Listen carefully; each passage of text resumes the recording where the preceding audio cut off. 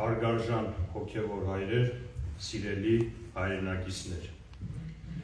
մենք այսօր այստեղ ենք Փարիզում պատվարժան և ազդեցիկ մասնակիցների ներկայությամբ,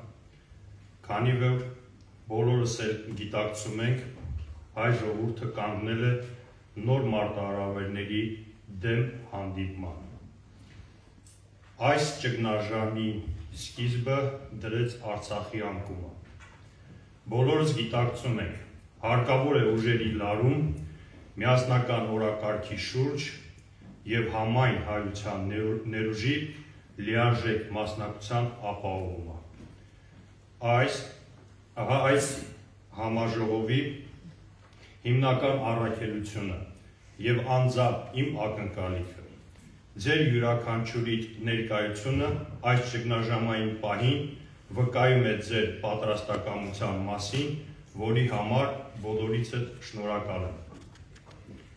Արցախի էջը փակված չէ, սա միայն խոսքեր չեն, սա անշրջելի պարտավորություն է։ Եռամիասնությունը Արցախ, Հայաստան, Սփյուռք չի եղել և չի կարող լինել ձևական կարգախոս։ Արցախը որպես հաղթանակի խորհրդանիշ հանդիսացել է այս եռամիասնության հիմնական առանցքը։ Այժմ առավել քան երբեք եռամիասնությունը պետք է դառնա հայկական ազգային օրակարգի առանցքը, ազգային քաղաքականության և մեր ամենօրյա աշխատանքի ուղեցույցը։ Արցախի պետականության 30 տարվա փորձը ցույց է տվել, երբ Սփյուռքը ու հայրենիքը միավորվում են, արդյունքները բազմապատիկ տեսանելի են։ Հայրենիք է կերտվում, պետականություն է կառուցվում, երկիր է շենանում, միջազգային հարթակներում հաղթանակներ են գրանցվում, իրավունքներ են պաշտպանվում, մարդկանց կյանքեր են փրկվում։ Արցախի և հայկական ինքնության դեմ ուղղված վտանգները իրական են և դրանք միայն արտաքին ներգործության արդյունք չեն։ Դրանք խորանում են նաև այն քաղաքականության հետևանքով, որը Հայաստանում վարում են ներկայիս իշխանությունները։ Երբ պետական քաղաքականությունը անտեսում է կամ թերագնահատում է մեր ազգային արժեքները, երբ կրոնական, մշակութային և ավանդական ժառանգության պահպանությունը հարցականի տակ է դրվում, հատկապես Սփյուռքում առաջանում է հուսահատություն և անվստահություն, ինչը աղետաբեր է մեր բոլորի համար։ Այդ քաղաքականությունը ոչ միայն քայքայում է համազգային միասնությունը, այլ թույլ է տալիս թշնամական ուժերին շարունակել ազգային արժանապատվության ոտնահարման,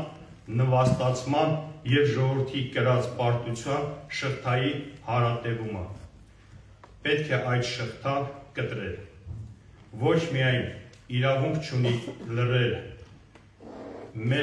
երբ մեր հայրենիքը և մեր պատմական ժառանգությունը, Մեսրոպ Պաշտոցի հիմնած առաջին դպրոցը, Ամարասում, Գանձասարը, Շուշին, Դադիվանքը և այլ սրբավայրեր գերեվարված են կամ անտարբերության և չպայքարելու հետևանքով դառնում են միայն հիշողություններ։ Սա ոչ միայն քաղաքական հարց է, սա գոյաբանական հարց է մեր ինքնության պահպանման համար։ Ձեզնից շատերը անձամբ եղել են Արցախում, հանդիպել են Արցախի ռազմաքաղաքական ղեկավարության հետ, Արցախում կամ այլուր։ Դուք տեսել և լսել եք նրանց իղձերն ու երազանքները։ Այսօր նրանք և այլ հայրենիներ գտնվում են Ադրբեջանի բանտերում։ Մենք պարտավոր ենք ամեն ինչ անել նրանց վերադարձի համար։ Գերիների հարցը պետք է լինի մեր օրակարգի առաջնահերթություններից մեկը, ոչ միայն որպես քաղաքական պահանջ, այլ որպես մարդկային պարտք։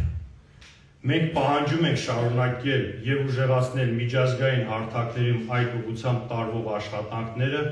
իրավական նախաձեռնությունները և դիվանագիտական ջանքերը նրանց ազատության և վերադարձի համար։ Սփյուռքի դերը այս պայքարում ռազմավարական է։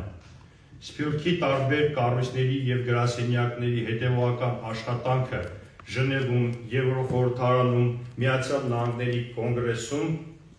և այլ հարթակներում արդեն տվել են դրական արդյունքներ։ Այս աշխատանքները պետք է լինի ավելի համակարգված, ավելի նպատակային և ավելի համատեղ։ Պետք է ոչ միայն գնահատենք այս նախաձեռնությունները, այլև համախմբենք դրանք մեկ միասնական ռազմավարության շուրջ։ Արցախի իշխանությունները ակնկալում են պահել Արցախի հարցը միջազգային օրակարգում որպես համայն հայության հայրենիք վերադարձի և իրավունքների պաշտպանության հարց, բոլոր հարթակներում բարձրացնել Ադրբեջանում պահվող հայ գերիների վերադարձի հարցը, աջակցել Արցախի պետական կառույցներին, ճանաչելով և հարգելով նրանց լեգիտիմությունը որպես Արցախի ժողովրդի կողմից ընտրված մարմիններ։ Թող այս խորհրդաժողովը չավարտվի միայն խոսքերով, թող այն դառնա միասնական համահայկական ծրագրերի իրականացման սկիզբը։ Լիահույս եմ, որ միասնական ջանքերով կմշակվի գործողությունների ծրագիր գերիների վերադարձի, մշակութային ժառանգության պահպանման և իրավունքների վերականգնման համար։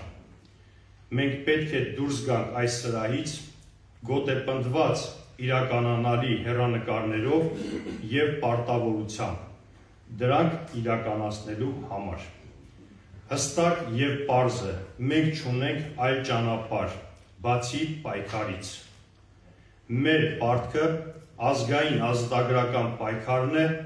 մեր երեխաների ապագայի համար։ Այս պայքարի ուղին պահանջում է միասնականություն և համախմբում։